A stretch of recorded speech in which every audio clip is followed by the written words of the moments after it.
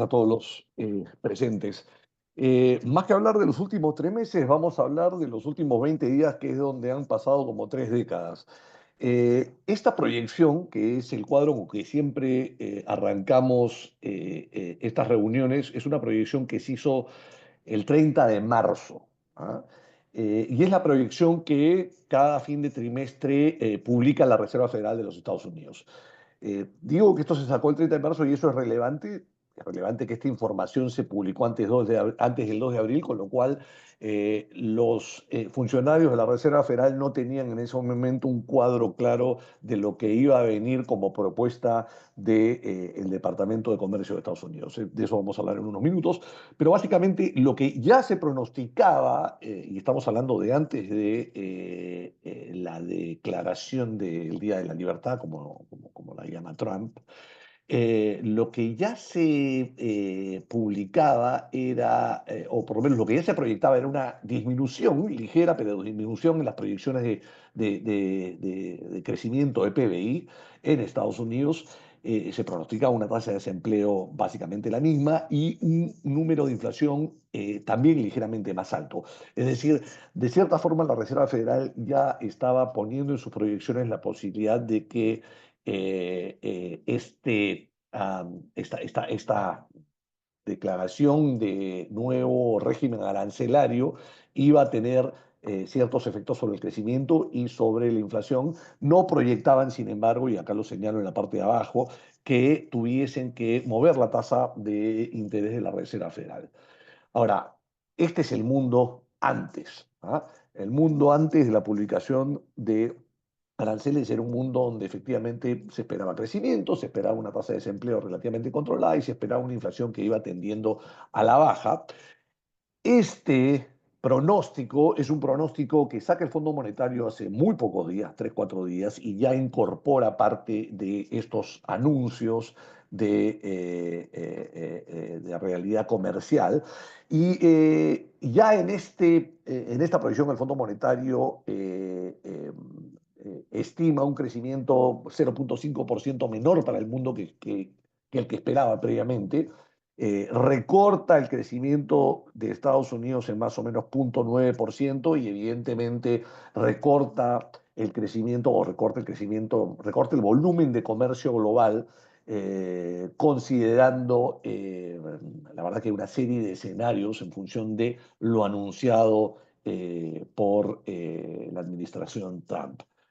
¿Y qué es lo que anuncia Trump? Básicamente anuncia un cambio en las relaciones de comercio global que, que es significativamente distinto a lo que hemos vivido los últimos 70 años, ¿no? O sea, y esto todavía claramente no está definido, esto todo está en juego y vamos a ver que lo que ha pasado de ahí en adelante es básicamente un sube y baja de anuncios y como correlato, como consecuencia de esos anuncios, eh, giros de mercado que la verdad nos remontan a los peores años de las crisis de mercados emergentes. Bueno, el 2 de abril básicamente se establece un régimen arancelario base de 10% para todos los países del mundo y para 57 países ya hay aranceles más específicos. Es decir, pasamos de la situación 1 de abril, que es la que estoy señalando en ese pequeño cuadrado, a la situación 2 de abril, situación que tiene un pequeño alivio con la pausa de 90 días. ¿Por qué es un alivio tan pequeño? Porque eh, eh, básicamente como resultado, esa pausa no es una pausa que se le conceda a China, ¿no? No es una pausa que se le conceda a China y el comercio global y los aranceles están seriamente definidos por la relación que tiene China con Estados Unidos, ¿no? Eh, Básicamente se declaran aranceles específicos también a la importación de acero, aluminio, automóviles, paneles solares, básicamente es 3.521% de aranceles, básicamente una prohibición, ¿no? Se prohíbe la importación de paneles solares que vienen en general de China hacia Estados Unidos. Este es el shock que se anuncia el 2 de abril y lo que pasa son dos cosas. Primero voy a hablar, este no fue un efecto inmediato, este es un efecto eh, que es resultado de una encuesta que si no me equivoco, el campo de esta encuesta es entre el 10 y el 12 de abril, y es básicamente encuesta a consumidores, la encuesta de Michigan a consumidores, que mide expectativas de inflación. Y lo que se ve es que inmediatamente los consumidores asumen que la inflación va a subir, ¿no? Que esta serie de anuncios eh, eh, y a esto han seguido encuestas adicionales que básicamente indican que en general el americano promedio es más adepto al libre mercado que a esto que está viniendo, y que hay una conciencia de que efectivamente esto que viene podría causar inflación. Si esta inflación es una inflación es un shock de un solo escalón en la medida en que entran los aranceles a tallar, o si eso genera expectativas inflacionarias que pueden generar un escenario de inflación continua, que es como en verdad se define la inflación, un proceso, ¿no? Continuo de incremento de precios, es algo que estará por verse, pero sí es una mala señal que la expectativa de la gente de repente se haya movido de esta manera, ¿no? Quiero señalar una cosa, la expectativa en el año 2021 de que subía la inflación nunca llegó a acompañar lo que realmente pasó. Es decir, la gente no pensaba que iba a ser tan grave el fenómeno en el 2022, tan grave como lo fue. Y lo que nos parece de una primera evaluación es que este salto tan importante básicamente refleja el trauma de la inflación de 2022. O sea, nos parece poco probable que la inflación llegue a estos niveles, y que más bien la expectativa de la gente está formada por lo que pasó en el año 2022, ¿no? Creemos que esto no se va a dar a esta magnitud, pero lo cierto es que la inflación es un fenómeno de expectativas y esto es preocupante. Esto lo que ha generado es un incremento fortísimo de consumo durante el mes de marzo, que un mes para el cual tenemos ya estadísticas en previsión de aumento de precios. La gente ha salido a comprar bienes que pensaban que iban a estar, que piensan que van a estar más caros en los próximos meses, ¿no? Así es que ese adelanto de consumo probablemente significaría que es una caída en el consumo en los meses posteriores. Y esto es lo que pasa con los mercados, ¿no? O sea, este cuadro mide el S&P desde febrero, llega a un máximo histórico del febrero 19 y ya empieza a tomarse más en serio las señales de que acá se viene un conflicto comercial que llega, bueno, tiene su primera detonación el 2 de abril. El 2 de abril es que se anuncia ya el paquete. Trump básicamente va con la tabla y presenta este análisis que es, creo que no hay economista a la que no le haya parecido descabellada la forma de enfocar el problema de déficit comercial que tiene Estados Unidos. Eh, sí, Estados Unidos tiene un problema que tenía que ser tratado. La pregunta es si tenía que ser tratado de esta manera u otra, y si realmente ese problema es tan grave como el que enfatiza la administración actual, ¿no? Bueno, basta decir que los días siguientes a este anuncio son brutales para el mercado. El mercado llega a caer 20% desde su punto más alto. Eh, en abril 9, o sea, una semana después, se anuncia que hay un plazo de 90 días para negociar, el mercado rebota 10%. Eh, los siguientes días son de confusión porque es una pausa de 90 días, pero no aplica a China, es una pausa de 90 días, pero empiezan a aparecer anuncios de un lado y del otro, y esto además genera un problema en el mercado. Bueno, esto es solo que Rolando va a tratar con un poco más de detalle, pero que es preocupante.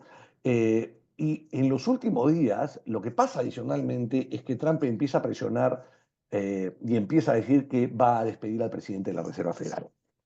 Eh, Básicamente el argumento de Trump es la economía ya está encarrilada, la inflación está bajando y la Reserva Federal, por lo tanto, debería bajar la tasa de interés. Eh, Y ciertamente para la Reserva Federal acá se arma un dilema, porque si hay presiones inflacionarias, o sea, si estos aranceles van a causar una desaceleración, como vamos a plantear que efectivamente van a causar una moderación de crecimiento, la Reserva Federal podría bajar la tasa de interés efectivamente para moderar esa caída en el crecimiento de la economía. Pero lo cierto es que esa desaceleración de crecimiento viene causada por un aumento de aranceles que es inflacionario.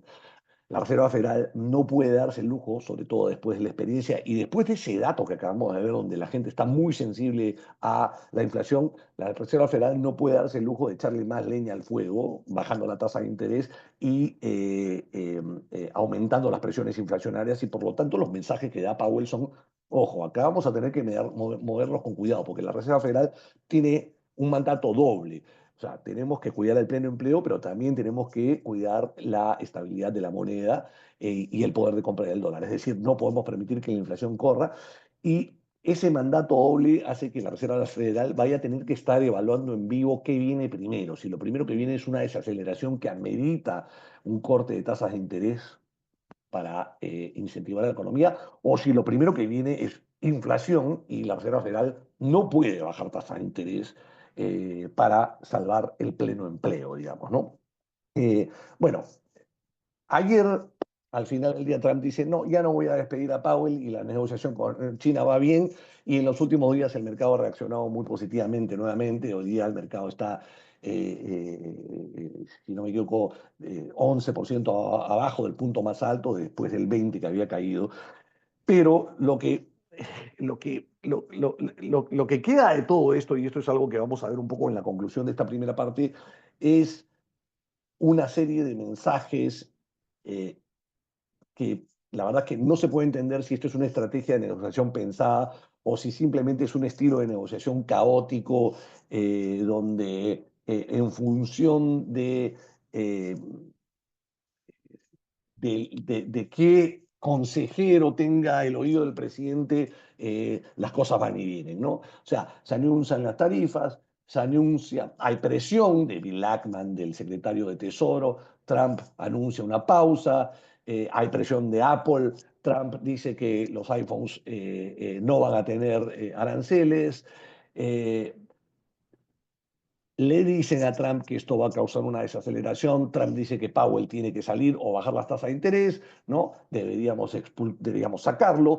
Le dicen a Trump: oye, si tú sacas al presidente de la Reserva Federal, no van a cambiar las cosas, vas a tener que cambiar a los 12 miembros de la Reserva Federal, porque todos están de acuerdo en que esta situación no está para bajar las tasas. Ayer sale a decir que no va a despedir al presidente de la Reserva Federal. Están flotando la idea de a lo mejor ponerle un impuesto a los holdings de bonos de tesoro de gobiernos extranjeros. El Wall Street Journal publica un editorial y dice: esto no lo puedes hacer porque eso sería un default de Estados Unidos. O sea, dejaría de ser, se pierde el capital institucional que tiene el país. Y bueno, las ideas van y vienen de una manera caótica, como decimos acá. Lo cierto es que este caos, a la hora de la hora, eh, le hace daño al crecimiento económico, ¿no? Le hace daño al mundo, le hace daño al crecimiento económico. Eh, Trump dice que hay una medicina amarga que hay que tomar para reordenar al mundo y acercarlo más a los intereses americanos, y ciertamente había que hacer alguna de estas cosas, pero probablemente se podrían haber hecho de manera más ordenada y sin causar las desarticulaciones de mercado que se han causado, ¿no? Eh, el porcentaje de empresas del S&P 500 que están reportando perspectivas negativas, que es la parte roja, es más del 50% en casi todas las industrias, ¿no? Solamente se salvan la industria tecnológica, salud, finanzas y bienes raíces. Casi todo lo demás está proyectando perspectivas negativas, y ya los analistas de mercado han proyectado que las ganancias deberían caer. Si ustedes ven, esa es una caída de ganancias para este año con respecto a lo que se esperaba a comienzo de año, de más o menos 3%. O sea, ¿qué pasa? Finalmente, una medida como esta tiene consecuencias sobre el producto a través de varios canales. Primero, el consumidor sí se adelanta a comprar, pero después entra en stand-by, porque si el consumidor piensa, como está pensando, que va a haber inflación de 6-7%, va a empezar a pensar que tiene que ahorrar para pagar las distintas obligaciones que tiene, la hipoteca, los bienes de consumo que va a tener que consumir durante el año y que probablemente van a estar más caros. Dos, la inversión se retrae. ¿Por qué? Porque los planes de inversión, a ver, si hoy día uno tiene que poner una línea de montaje de autopartes, por decir, está difícil elegir el domicilio para esa línea de montaje. O sea, si tiene que ser Estados Unidos, o tiene que ser México, o tiene que ser Canadá, o tiene que ser algún otro país, no está claro y no va a estar claro hasta que esto se resuelva, ¿no? Y mientras más tiempo dure, y más esté la inversión stand-by, se dejan de crear puestos de trabajo, se deja de invertir en bienes de capital, etcétera, etcétera, todas las consecuencias que tiene una demora en inversión.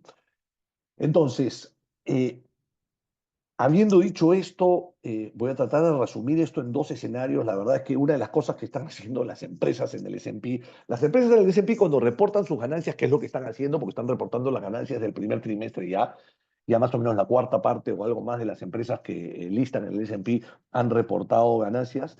Y normalmente en estos reportes de ganancias, que son estos conference calls, donde primero se manda la información financiera, normalmente las empresas reportan el resultado del trimestre anterior y dan una guía de lo que pasaría el resto del año, ¿no? Bueno, un número significativo de empresas no están dando guía de lo que, o no están dando un adelanto de lo que viene del año porque evidentemente hay una incertidumbre tan grande con respecto a cómo termina esto que es muy difícil dar un adelanto. Y algunas están dando escenario A, escenario B. Así que vamos a tratar de hacer algo de eso. Esto es con información muy limitada, pero creemos que hay algunos puntos que ya se pueden ir vislumbrando. Uno, en general acá creemos que la lógica se va a imponer en cualquier caso. Y hablamos de la lógica económica como, a ver, lo que se planteó el 2 de abril no responde a ninguna lógica económica. Es básicamente una justificación para empezar un proceso de negociación brusco, eh, pero que de ninguna manera vamos a terminar con ese caso, que es el peor caso, lo más probable. Y de hecho hoy día ya Trump, como señal de moderación, salió a decir que aparentemente Trump y su secretario del Tesoro que están hablando diariamente con el gobierno chino y que esas negociaciones están avanzando. Y eso nos debería llevar a un punto que es mucho mejor que el de 2 de abril. Eh, Ahora, en el escenario A nosotros creemos que pasa eso y que las negociaciones son relativamente rápidas, que no nos demoramos mucho más allá de julio, es decir, el daño que se hace porque la inversión y el consumo estén en stand-by no es tan grave, ¿no? Eh, Tres, que la inflación generada por los aranceles es moderada y es un solo escalón, no es que resulte en una tendencia donde todos los meses vemos subiendo eh, precios porque las expectativas se descarrilan. La Reserva Federal probablemente en un escenario como ese baje la tasa, pero no necesite hacerlo más de una vez. Y acá la secuencia es importante. O sea, si vemos inflación primero, va a ser más difícil que la Reserva Federal tome una medida y a menos que vea una desaceleración muy fuerte en la economía que muy probablemente se reflejaría en una tasa de desempleo alta, ¿no? Pero ahí la secuencia es muy importante. Y en un caso como ese, que pensamos que el S&P va a regresar y va a regresar, no sé, a los niveles del 2 de abril o algo más. ¿Ah? Es decir, tendría un retorno de un poco más de 10% de los niveles donde estamos hoy. ¿No? Ese es el escenario A. El escenario B, evidentemente también pensamos que la lógica económica se impone, pero que en un proceso de negociación que se dilata y que tiene un efecto más negativo sobre el crecimiento económico, lo cual haría que uno, por ejemplo, las ganancias empresariales tenemos que recortar los pronósticos de ganancias empresariales un poco más. Eh, y Probablemente eso genere una necesidad de más cortes de tasa de interés de la Reserva Federal y que el S&P, por el daño económico que se hace, termine en niveles de repente un poco arriba de los actuales, pero no mucho más arriba, ¿no? Eh, la verdad es que le asignamos una probabilidad un poco más alta al escenario A que al escenario B, pero no están muy lejos del 50-50. Y hay algunos temas que eh, se van a dar en cualquiera de los dos casos. Estoy diciendo, sí, efectivamente, que la lógica económica se va a imponer tarde o temprano, Hay algunos temas complicados. Creemos que el daño causado a la institucionalidad de los Estados Unidos, en particular a la percepción de que los bonos del Tesoro de los Estados Unidos son un refugio seguro, va a tardar en diluirse.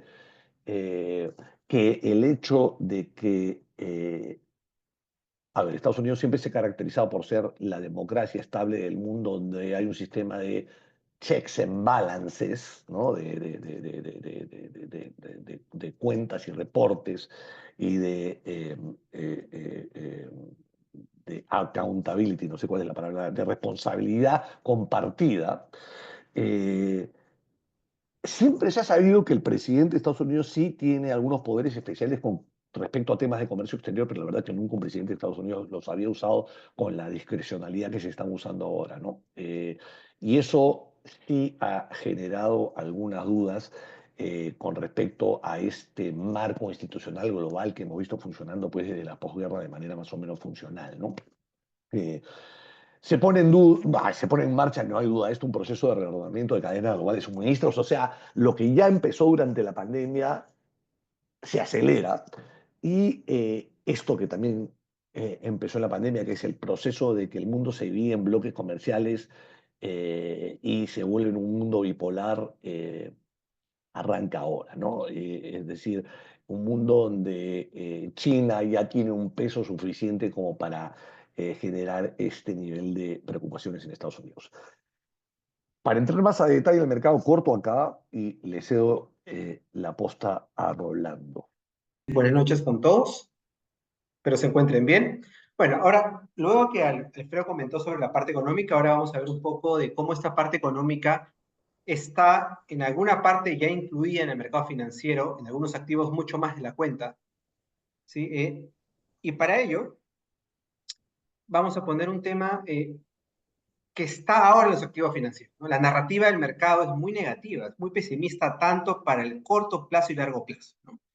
Es bien interesante ver cómo el mercado se ha venido comportando en este primer trimestre, ¿no? Comenzó bien y luego se fue hacia abajo, eh, alineado con la retórica de Trump y con toda la guerra comercial que él ha armado actualmente, ¿no? Vemos, por ejemplo, una gran incertidumbre en el S&P 500, incertidumbre hacia dónde van los bonos del Tesoro americano y una incertidumbre hacia dónde van los precios de los activos, ¿no? Entonces tenemos incertidumbre que uno no esperaba en diciembre de 2024, ¿no? Uno creíamos que entendíamos a Trump, creíamos que el 2016 6 al 18, que fue la guerra comercial y fue favorable para la bolsa de valores de los Estados Unidos, en algo se iba a repetir.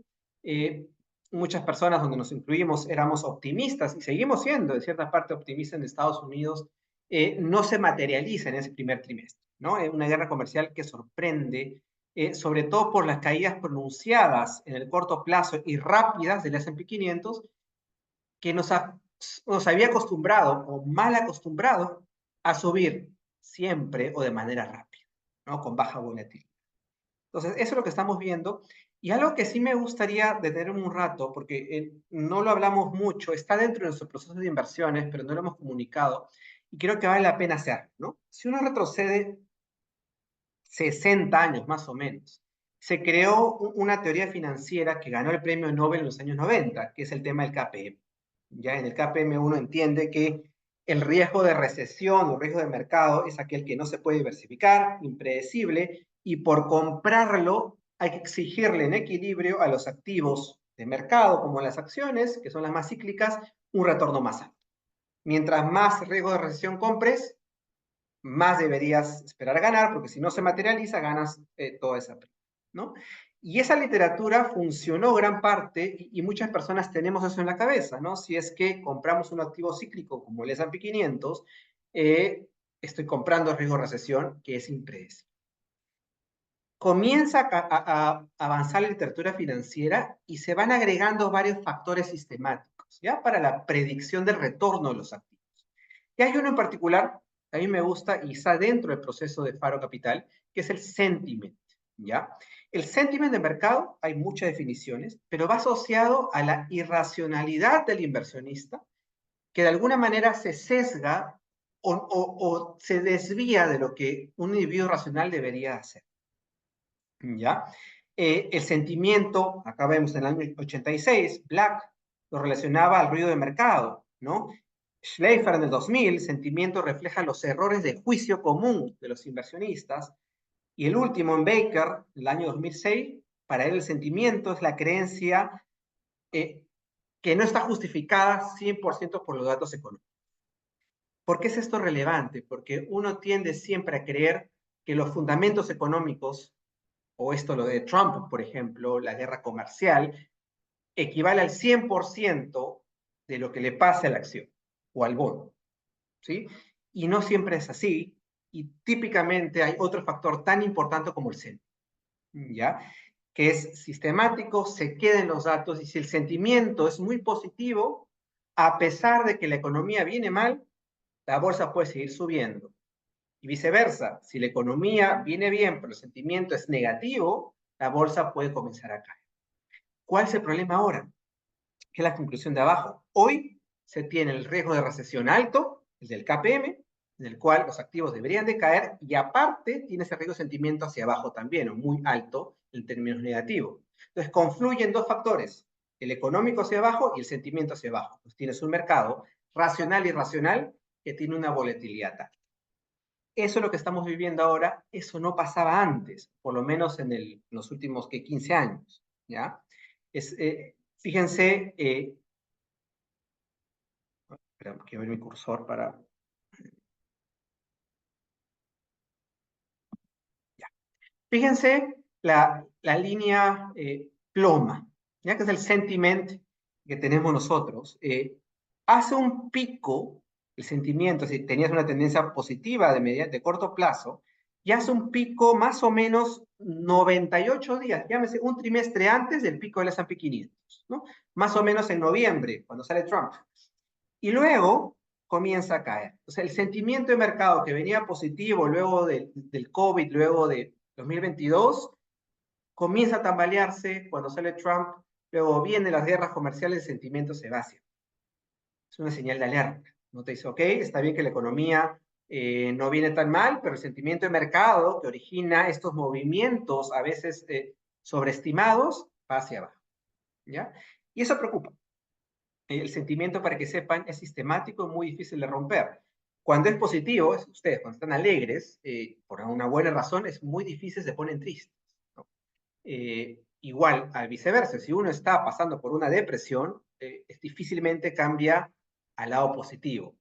Eso, si uno lo lleva al mercado, lo siguiente, si el mercado hoy en día está muy asustado por Trump, hay mucha incertidumbre, temen y sobre reaccionan, es muy difícil salir del otro lado hasta que no exista un catalizador, ¿ya? ¿Cuál podría ser ese catalizador? Bueno, es muy difícil saberlo, pero uno lo puede asociar a que la guerra comercial se acaba, la recesión se disipa o la Fed baja las tasas, ¿no? Eso es lo que uno podría entender como catalizadores para que el sentimiento vuelva del lado serio. Aquí vemos un gráfico que también me gusta bastante, que es la profundidad del mercado accionario global, ¿ya? Es decir, ¿cómo van los mercados? ¿Están subiendo o están bajando? En términos de profundidad de mercado, si vemos la línea verde, hay un threshold que es el 65%, ¿ya? ¿Y qué te dice esto? Cuando los mercados, menos del 70% de los mercados está por debajo de su media móvil de 200 días, si estamos por debajo de esta línea negra, los mercados pueden seguir cayendo, ¿ya? Entonces ya hay una señal que se dio el 28 de febrero, que te decía, un momentito, gran parte de los mercados del mundo de las acciones comienzan a caer por debajo de su media de 200, es una evidencia que el mercado puede seguir cayendo. Entonces, si uno junta esto más el sentimiento que comenzó a caer en marzo, adelanta que la bolsa o los activos riesgosos pueden seguir cayendo.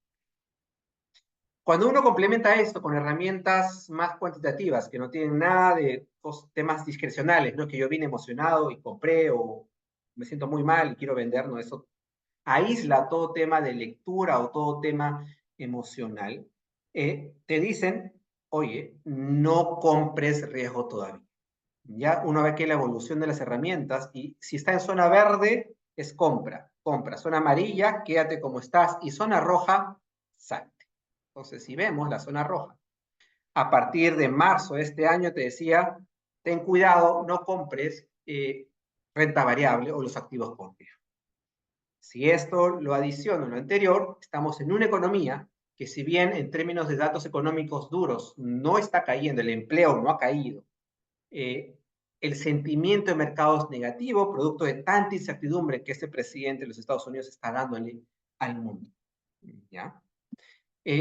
Datos económicos. Nosotros mapeamos esto siempre, cada webinar, y aquí lo hemos ordenado con los datos que han salido en este mes favorables relativo al webinar pasado. Y vemos, fíjense, hay varios verdes. ¿Qué implica? Indicadores de payrolls, empleo, favorable. Jobless claims, ha caído, favorable. Y así sucesivamente. Tengo más, si quieren, flechas verdes que rojas. En las rojas, ¿qué tengo? Tengo encuestas. Ya tengo el Michigan Consumer Sentiment, tengo el Conference Board Consumer Confidence hacia abajo. Eso se le llama soft data, ¿no? No son datos duros, no son estadísticas necesariamente que reflejan el mes pasado, sino son encuestas que tratan de ser forward-looking, pero todavía está dentro del campo del soft data, ¿ya? Entonces, la economía americana, si uno ve los datos, no te dice que está en recesión, tampoco te está diciendo que va a entrar mañana en recesión. Obviamente la recesión es impredecible, pero estos datos no te dicen que ya estamos en un problema económico grave. Pero el mercado financiero, y uno ve varios bancos, esperan con una probabilidad de recesión mayor del 50%, ¿no? Entonces, oye, ¿por qué tanto miedo si la economía todavía no muestra una caída importante, ¿no? Powell tiene una gran disyuntiva. Si uno ve el mandato de la Reserva Federal es dual, no es como Velarde aquí, ¿no? Aquí Powell tiene inflación y empleo. Inflación y empleo están en línea. No tienes ahora un problema. El problema está, ¿dónde ve Powell que se va a dar el problema? ¿En inflación o empleo? Por lo que uno logra interpretar a Powell cuando habla, su sesgo está en precios, no en empleo, porque los números duros de empleo no se han venido cayendo fuertemente, pero los precios con la guerra comercial pueden reactivarse hacia arriba y eso es un problema. Entonces no le da mucho campo de bajada de tasa, que era lo que podría sorprender el sentiment hacia arriba. Sacas de la ecuación una posible mejora del sentimiento de mercado, producto que la Fed no puede bajar una tasa. Y si el sentimiento no se reactiva, por más que los económicos mejoren o no caigan, el mercado no va a rebotar en el corto plazo. Si uno ve las empresas pequeñas en los Estados Unidos, han deteriorado sus expectativas, ¿no? Acá vemos, por ejemplo, el dato de Expect Economy to Improve, ¿no? 21%, menos 16 relativo a la última encuesta del mes pasado. Entonces tenemos un menos 16 por acá, un menos 11, un menos 2, es decir, no vemos incrementos importantes de ventas reales. Entonces los chicos están siendo golpeados por las medidas de Trump. Entonces todavía por aquí, en el canal de expectativas, que es muy importante, sobre todo para la renta variable, no se ha activado favorablemente, ¿ya? Entonces, ¿cómo estamos yendo en este webinar? Primero, sorpresas negativas en los datos de crecimiento, ¿no? El sentimiento de mercado es negativo, el proceso sistemático señala un underweight en equity. Abril, si uno ve algo de estacionalidad, puede ser un poco positivo, no es tan confiable, pero bueno, es positivo relativo a otros meses. Y una toma de riesgo de equity, de acciones, no estamos en el lado de overweight, como si lo estábamos en enero, fíjense, o en octubre, ¿ya? Aquí el catalizador, más que Trump, es el sentimiento, porque toda esta incertidumbre se traslada a sentimiento negativo, mientras los datos duros económicos todavía no se han reflejado negativamente, ¿ya? Si uno ve estos indicadores adelantados, que son los activos de mercado, vemos que el S&P 500 hoy ha cerrado en 5.375. Ha caído, obviamente, relativo al año, más o menos un 8%. Está por debajo del nivel de junio del año pasado. Es decir, hemos tenido siempre subida, subida, subida, subida, y boom, estamos abajo. Pero no estamos tan abajo. Si no estamos 35% abajo, no estamos 20% abajo, no estamos 15% abajo. Es decir, tal vez ese susto, ese sentimiento tan negativo está asociado a las caídas rápidas que no veíamos hace buen tiempo, ¿ya? La bolsa china igual, tienes una caída, pero no estás por encima, perdón, no estás por debajo de junio del año pasado. Y algo sí es importante, porque eso lo veníamos mapeando, ¿no? Decíamos, el spread de los bonos de alto rendimiento de Estados Unidos, los más riesgosos en Estados Unidos, miden el riesgo. Si el número del spread sube, esos bonos son más riesgosos, ¿no? Y venía cayendo. Y uno comparaba, ¿no? El S&P 500 venía cayendo, pero los bonos no veían cayendo. Entonces, como típicamente la renta fija descuenta mejor el tema de la recesión. Y no lo veíamos. Pero ¿qué pasa ahora? En abril, ahora sí vemos los spreads subiendo. ¿Sí? El riesgo de los bonos de alto rendimiento en Estados Unidos incrementó. ¿Ya? Y eso va en línea con la caída del S&P. Pero si realmente estuviéramos en una recesión pronto, este spread debería ser más grande. Muchísimo más grande que los 400 puntos básicos que ¿ya?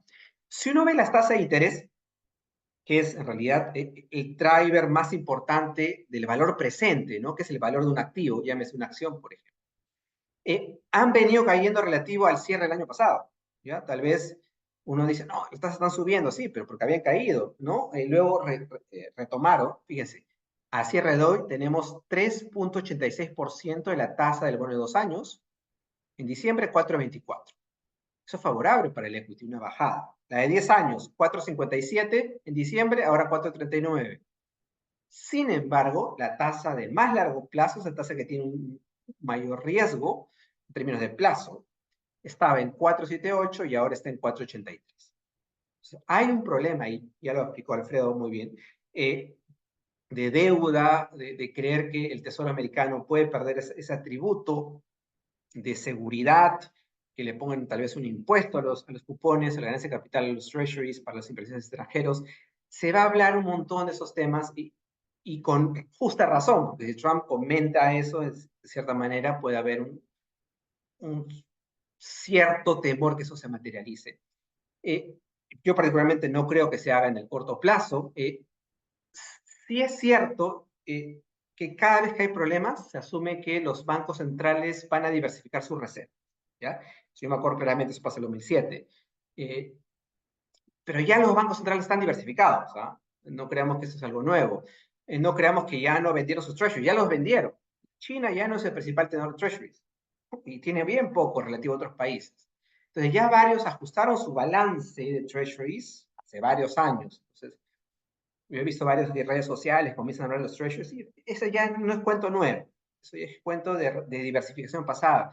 Ya los bancos centrales también diversificaron sus monedas, no es nuevo que salgan del dólar, eso ya viene de bueno. ¿Ya? Entonces tampoco hay tanto miedo ahí, tal vez el miedo está en que pierda el estatus de reserva de valor, el dólar, pero eso sí diría es un horizonte de largo plazo. Cuarto, la tasa hipotecaria, esa famosa tasa que si está por arriba de 7 es un problema, si está por debajo de 7 no tanto, están 6,90. Ya estás al borde de ser una tasa muy alta, pero bueno, es manejable. Mientras haya empleo, todo bien, ¿no? Y por lo menos eso se mantiene en los Estados Unidos. Una variable sí favorable a la inflación americana, por lo menos para que vaya hacia abajo, es el precio del crudo. Si uno ve el WTI, 64. ¿Ya? Ha caído, estaba en 70, 64. Eso es bueno. El cobre, eso es bueno para nosotros, un país exportador de cobre. Tenemos un cobre muy por encima de diciembre del año pasado. Y el oro, en mi opinión, es la gran sorpresa. Nosotros fuimos, si ustedes se acuerdan de la reunión de enero, fuimos con un year ahead que el oro pensábamos que suba 11% este año, en un escenario base, ¿ya? Y ahora va mucho más que eso, ¿no? El oro ha sorprendido al alza justamente como una protección a lo que puede pasar, ¿no? Entonces, en 3.300 es alto, puede caer, sí, el oro es volátil, ojo, si bien es en cierta manera reserva, es volátil, es decir, eso puede ir por debajo de 3.000 pronto, pero sí nuestro horizonte es, oye, el oro te va a proteger ante un evento negativo, ten oro en el portafolio, tal vez no en cantidades fuertes, pero ten, porque ese producto que puede ser comprado de varias maneras te va a proteger ante un escenario de recesión con inflación, que es esta inflation que se está hablando, producto de las tarifas, no está lejos de que pueda. Y por último, el CPI o la inflación, esa variable que fue el dolor de cabeza del 2022, hoy en día está en 2,40. No estamos, ¿no? En inflaciones altas, estás bordeando el 2. ¿Ya? Entonces, no hay una preocupación todavía en el corto plazo, pero sí, seguramente, como decía Alfredo, se va a materializar en el corto plazo, ¿no? Y no sé, en junio, cuando las tarifas ya, bueno, ya estén en marcha, afecten a las compras de los nuevos inventarios, bueno, seguramente tengamos ahí un incremento en el nivel de precios. ¿Qué te dice el S&P 500 en términos de valuation? Esta es la foto que más me gusta porque es de largo plazo. En el largo plazo, el S&P 500 sube. ¿no? El tema es que te pueden haber años negativos que sean como, no sé, el año 2000, 2001, 2002, 3 años negativos, pero eso no lo hemos tenido hace buen tiempo. El 2022 fue un mal año. ¿Se esperaban, se acuerdan, la recesión? Nunca vino. La recesión del 2023, nunca vino. Ya el 2024 entonces, nunca vino. Y ahora se está otra vez hablando de la recesión, ya por otros motivos, porque antes no había la guerra comercial, la hay. Eh, Mi opinión personal es, no le veo una probabilidad tan alta de ocurrencia este año. Hay herramientas todavía para salir si hubiese una recesión profunda, por lo tanto no es una preocupación tan relevante ahora, pero el sentimiento de mercado es negativo, el mercado sobre reacciona y tenemos caídas importantes de varios años, ¿no? Fíjense, solamente el S&P ha caído 8,60 este año, no estamos en ni siquiera 2 dígitos todavía. En términos de valorización, no estamos en niveles caros o demasiado caros relativos a su media histórica. Aquí estoy diciendo, por ejemplo, que estoy menos 0,20 de desviaciones estándares por debajo de su promedio del ratio precio-utilidad. O sea, no estoy muy arriba, no estoy tan caro, pero sí tengo sectores que están más arriba. Por ejemplo, con consumos de primera necesidad, casi una edición estándar, ¿no? Pero no hay grandes sectores demasiado caros hoy en día. Lo interesante, y eso sí es nuevo para nosotros, para publicarlos por lo menos, es cuando el mercado sobre reacciona por sentimiento de mercado, muchos activos corrigen negativamente, si sale baja, ¿no? Y si el sentimiento es muy positivo, muchos activos suben mucho más de la cuenta, ¿no? Es un comportamiento normal. Entonces, ante las caídas importantes del S&P 500, tienes varias acciones. Acá son acciones del S&P 500 cuyos PIs están por debajo del PI de su propio sector, ¿ya? Y son una de las más grandes.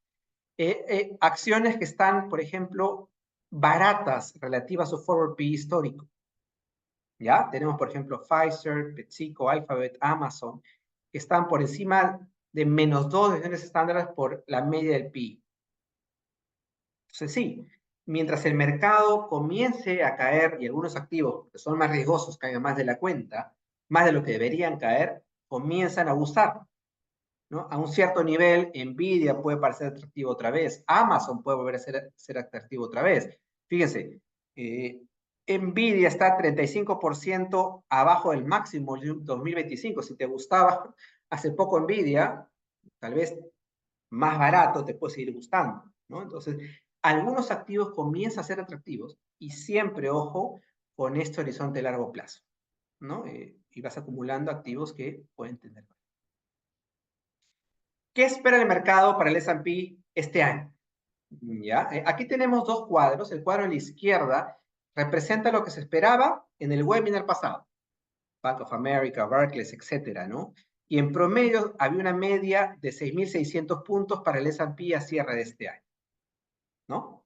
Hoy en día, si les preguntamos a esos mismos bancos qué es lo que esperan, bajó a 5.900. ¿Cuánto más o menos de corrección relativo al webinar pasado? 10% aproximadamente. Más o menos, ¿no? Lo que cae el mercado. No es como que el banco que hace su forecast corrige su valor esperado en función del precio de mercado actual, ¿no? Y esto es bien común, ¿no? Si el mercado sube, ellos comienzan a predecir, a subir sus pronósticos, ¿no? Entonces es bien cambiante. Lo de abajo es lo que nosotros decíamos en diciembre del año pasado. No lo hemos cambiado, lo mantenemos. Nuestra costumbre es cambiarlo de manera semestral, es decir, no ir necesariamente con el mercado, porque tenemos 3 escenarios, ¿ya? Nosotros decíamos, en el peor de los casos, el S&P termina 5.600 este año. En el mejor de los casos termina en 7.000. Y en un caso intermedio termina en 6.500. ¿Ya? Obviamente estamos de este lado, ¿no? Todavía no acaba el año. Y si uno saca un promedio de estos usando sus probabilidades de ocurrencia, llegamos a 6.200 más o menos el S&P para este, que es más o menos 5%. No es mucho, pero si se diera un escenario base o positivo, va a ser mucho. Entonces, no nos asusta en el corto plazo. Trump puede seguir siendo incierto, sí, el sentimiento puede ser más negativo, sí. Las herramientas no te dicen compra todavía, te dicen ten cuidado. Y sobre todo es eso, no te dicen compra, ¿ya? No nos emocionan, oye, ya cayó, compra, no, porque esto puede seguir cayendo, no tenemos evidencia que te diga que tiene que subir mañana. Obviamente, si Trump cambia rápidamente, bueno, esto comienza a rebotar, pero esa información Creo que no la sabe él y no la sabemos nosotros. Panorama incierto para los activos en Estados Unidos, ¿sí? Uno, el sentimiento de mercado se encuentra en negativo, el momento también y la profundidad de mercado también, entonces hay que tener cautela. El punto 2 es importante, ¿ya? Eso es en función de la evidencia. Mientras la economía americana crezca más del 2% y la tasa de desempleo siga baja, la subida de tasas no genera mucho impacto negativo y tampoco hay mucho impacto negativo en los earnings. El problema está que ponen en la bolsa. Si es que Estados Unidos termina creciendo menos de 2% este año, ¿ya? Y hacia ahí puede ir si uno ve las estadísticas del Fondo Monetario, ¿no? Y uno comienza a ver números por debajo de 2 ya preocupan en crecimiento y puede pasar si es que la guerra comercial se agudiza, afecta el crecimiento americano y global, ¿no? No hay evidencia suficiente que se haya tocado un mínimo, ¿sí? No es para emocionarnos y comprar pronto, y si uno quiere comprar, bueno, compra algo, pero no compren todo, ¿no? Compre por partes, porque puede seguir cayendo, vas promediando y luego rebote y ganas.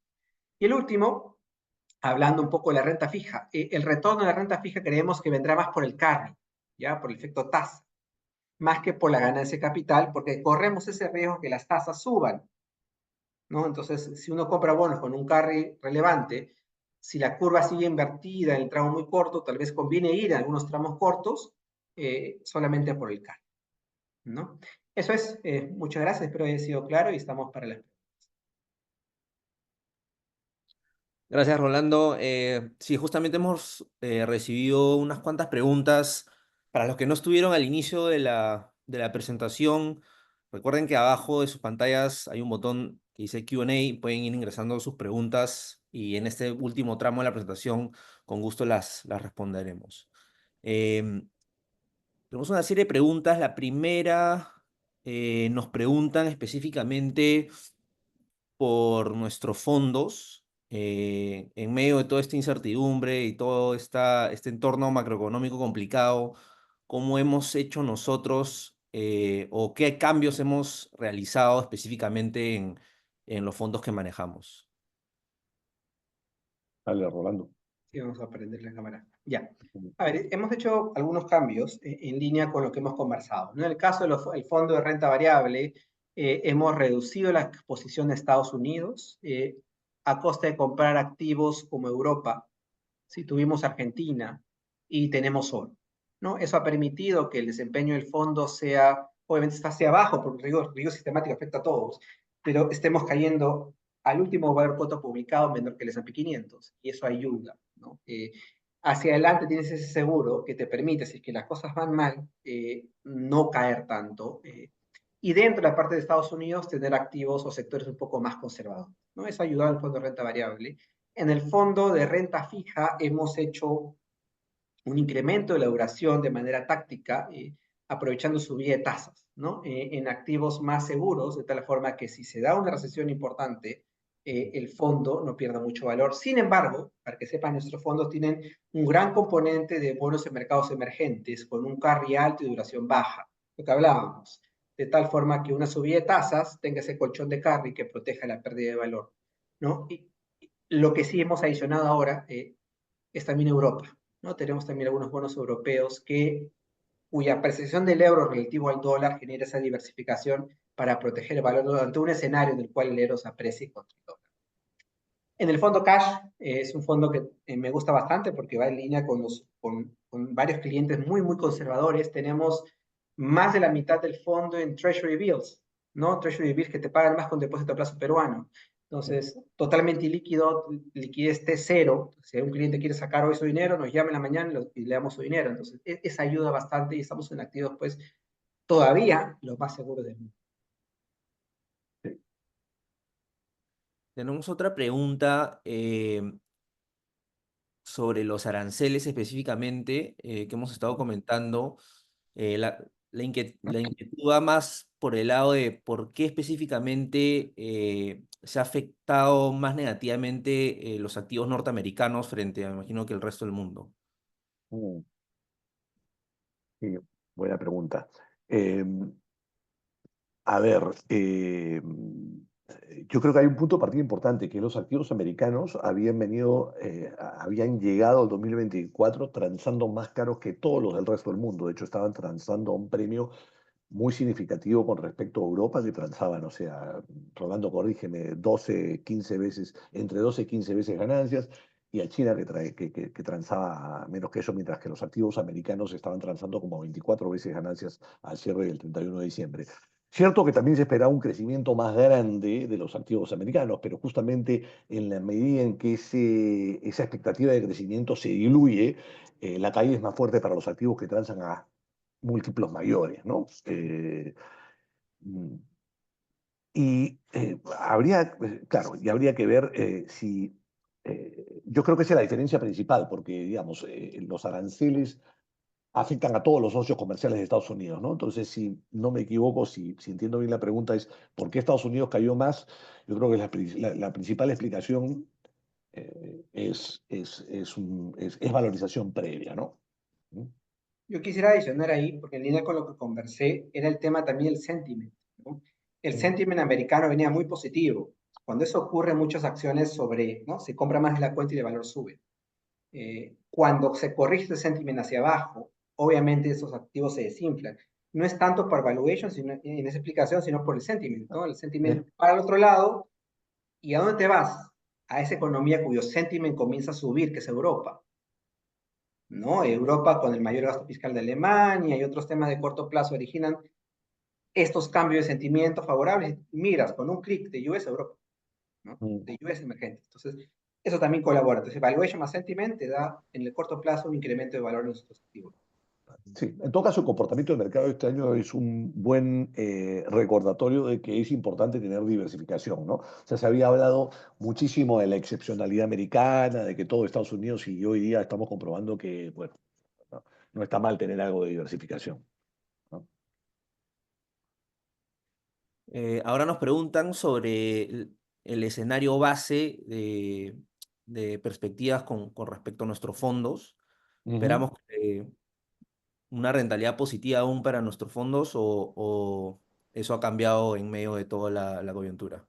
Mm, Buena pregunta. ¿No lo quieres tomarla? Sí, en escenario base sí. Esperemos que cierre positivo, sí. Mm, En respuesta corta. De Sí, acuerdo. pero con una volatilidad no menor, ¿no? Entonces Ah, hay un riesgo alto de no llegar a eso. sí, Si hemos modificado el portafolio, justamente somos menos volátiles que el S&P 500, entonces sí tienes esa protección, pero es una volatilidad, no sé, de 18% anual. Entonces, si las cosas no se dan como uno espera, puedes no llegar a tu objetivo. mm, En renta fija, obviamente, el fondo de deuda la volatilidad es mucho menor, pero igual, si es más un play de carry, el carry ha bajado a nivel global, ¿no? Entonces no tienes un carry necesariamente de 15%, tienes un carry que bordea un dígito, 8%. Entonces, ante un escenario de subida de tasas de interés fuerte, sí podrías perder en el claro. corto plazo, en el año. Pero yo sí lo veo poco probable. Sí, yo creo que ambos fondos terminarían en positivo y el cash también debería terminar en positivo. Mm, Bueno, tenemos otra pregunta más o menos que va en esa línea. Parece que es un cliente que está invertido en renta variable global, nuestro fondo, hace un par de años. eh, Nos pregunta, de acuerdo al escenario que hemos planteado, que hemos comentado, si recomendaríamos rescatar el fondo en el corto plazo. mm. ¿Dijiste que era renta variable? Sí. Yo creo que este es un mal momento para vender la renta variable. A ver, bajo el escenario A, eh, y acá repito algo que mencionamos algo de pasada acá. eh, Hace 3 meses el mundo estaba destinado a crecer de manera robusta y Estados Unidos tenía una economía que no solamente prometía ese crecimiento, sino ganancias de productividad muy importantes a lo largo de la próxima década. Lo que ha sufrido hoy el mercado es un shock exógeno, es un shock exógeno. O sea, no habían razones internas, no es que el sistema bancario estaba quebrado como en el 2008, que había una burbuja tecnológica fenomenal como en el 2000, no. Hoy día ha sido una decisión de política, ¿no? Vamos a tomarnos esta medicina para mejorar en el largo plazo. Eh, esa medicina, y acá me remito a lo que estábamos diciendo, nosotros creemos que la negociación va a resultar un escenario mucho más positivo que el que se incorporó el 2 de abril y probablemente más positivo que el que se está incorporando hoy día. Y como estamos viendo, los movimientos de mercado son muy bruscos. O sea, si, no sé, en los próximos 2 meses bajan Trump y Xi Jinping del monte a mostrarnos que tienen un acuerdo que es relativamente positivo, el mercado va a volar. No estar en el mercado en ese momento, hay un tema con no estar, hay consecuencias muy importantes de no estar en el mercado en los días en los cuales estas cosas se resuelven, porque esos días el mercado se mueve muy fuertemente, ¿no? La verdad que yo pienso que no. Ujú. A ver, seguimos con las preguntas. Nos siguen preguntando sobre nuestro fondo, cómo estamos planteando protegernos, si seguimos apostando a Estados Unidos para los fondos o mejor pensar en Europa o China. Asumo que se refiere al fondo de renta variable. Sí, creo que Rolando recién contestó esa pregunta Sí, sí, igual, ¿no? más de la mitad está en Estados Unidos y seguiremos Sí, ahí, sí. Sí. Ujú. Pero no es el 100%, ¿no? Tienes no. otros países también. Ujú. Ujú. A ver, eh, tenemos otra pregunta sobre qué fondos recomendamos o serían ideales invertir en esta coyuntura. Mm. Mira, partamos porque eso depende mucho del perfil del cliente, ¿no? En esta coyuntura, la verdad que con el descuento con respecto a hace un mes con que está transando el mercado, alguien que tiene un perfil de largo plazo y que no, y que tiene la solidez gástrica para aguantar esta volatilidad, debería estar comprando acciones, ¿no? Y agregar acciones de manera permanente. Pero ese no es el perfil que corresponde a todos y de repente hay otras personas que prefieren tener un retorno más conservador y estar en un fondo como el que menciona Rolando, que es Cash, que es un fondo que probablemente va a retornar, no sé, 4% este año casi con seguridad, con muy poca volatilidad, ¿no? Eh, en todo caso, nosotros también, bueno, de hecho me estoy adelantando porque vamos a salir vamos a salir a lanzar un fondo que es un fondo de asignación de activos, un fondo que tiene la posibilidad de tener renta fija y renta variable, donde la definición de cuánta renta fija y cuánta renta variable debería tener el fondo la vamos a tomar nosotros en función de criterios sistemáticos. Y digamos que es un modelo que hemos estado probando durante unos cuantos años y que eh, resulta tener el mejor retorno ajustado por riesgo que otros fondos son, ¿no? Pero nuevamente, y parto por el punto inicial, o sea, yo creo que esto depende mucho del perfil de cada inversionista y el horizonte de inversión sobre todo, ¿no? Si el horizonte de la inversión es muy corto, tiene que tener un fondo como el cash, que no tenga volatilidad. Y si el horizonte de inversión y la tolerancia al riesgo es más bien alta, acciones siempre. Te puedo contar que soy mi experiencia personal. Yo comencé a invertir mis primeros ahorros en el 2005, contento, porque 2005-2006 ganaba bastante la bolsa peruana, pero vino la crisis, ¿no? El horizonte de largo plazo es clave, porque te puede agarrar una crisis de por medio, sí, pero el recupero, como dijo Alfredo, es rápido, o la historia lo ha demostrado, que es rápido, y si no estás en recupero, pierdes gran parte del valor, ¿no? Y si te quedas varios años en la renta variable, terminas ganando, ¿no? El S&P hoy en día está muy por encima del año 2005. Entonces, ¿debes de tener algo de renta variable? Sí. Incluso si eres de un perfil conservador, lo que debes tener es una cantidad pequeña, ¿no? Pero algo de eso deberías tenerlo porque es la única apuesta que tienes al crecimiento económico. La renta fija no es una apuesta de crecimiento económico. El cash no es una apuesta de crecimiento económico, pero la renta variable sí. Sí, y básicamente tener acciones significa seguir apostando a que, o sea, si uno se compra el índice del S&P 500 o un fondo que represente el S&P 500 o que acciones globales, uno sigue apostando a que la humanidad va a seguir hacia adelante, digamos, ¿no? A que van a haber progresos en productividad, tecnológicos, etcétera, ¿no? Que van a generar valor como se ha hecho durante los últimos, no sé, 40.000 años. Bueno, tenemos una pregunta sobre los aranceles nuevamente, pero Ujú. específicamente sobre si tenemos algún insight o una perspectiva sobre nuevos aranceles americanos sobre el cobre y cómo impactaría la economía peruana. La verdad que por el momento esos productos entran a cero.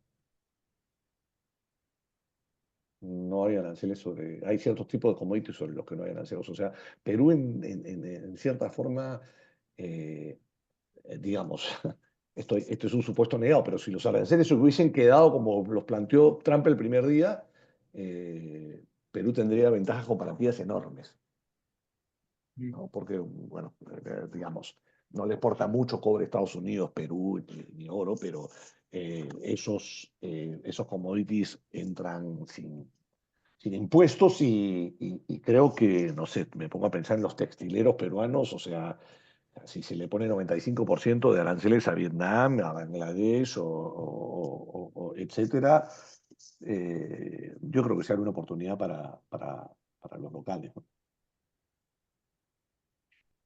Perfecto. Bueno, creo que tenemos tiempo para quizás una pregunta más. Se dirá. A ver, tenemos una pregunta sobre qué sector nos gusta más en medio de toda esta coyuntura, si es que eso ha cambiado con respecto al inicio del año. Perdón, ¿puedes repetirlo? ¿Qué sector? ¿Qué sector, sí? Sí, ok, no, te la dejo a ti, Rolo. No ha cambiado con respecto al inicio del año. Seguimos en financieras, en comunicaciones, como sectores Mm, un mayor peso, mirando a largo plazo, tecnología. Lo que sí hemos agregado hace un par de meses ha sido healthcare, salud, ¿no? Como otra vez, con línea de ese conservadurismo, o tratar de que el fondo sea menos volátil que el S&P 500. Pero no ha habido un gran cambio todavía. Otra vez, todo lo de Trump sigue siendo incierto, por ende no puedo tomar... Mientras mm. hay incertidumbre es muy difícil. Cuando esa incertidumbre pase a riesgo, pueda dar probabilidades, es más fácil irme por Trump hacia ciertos sectores. Pero el momento es bien incierto todavía. Ujú. Bueno, creo que se nos acabó el tiempo con todas esas preguntas. Igual vamos a tratar de responderlas todas, las preguntas que restaron por correo. Igualmente, si es que tienen alguna consulta adicional, siempre pueden ingresarlas o escribirnos por WhatsApp o por correo y con gusto podemos responderlas por ahí. Agradecerles nuevamente el tiempo a Alfredo y a Rolando por la presentación y a todos ustedes por estar aquí esta noche. Los esperamos el siguiente webinar. Muchas gracias a todos. Gracias.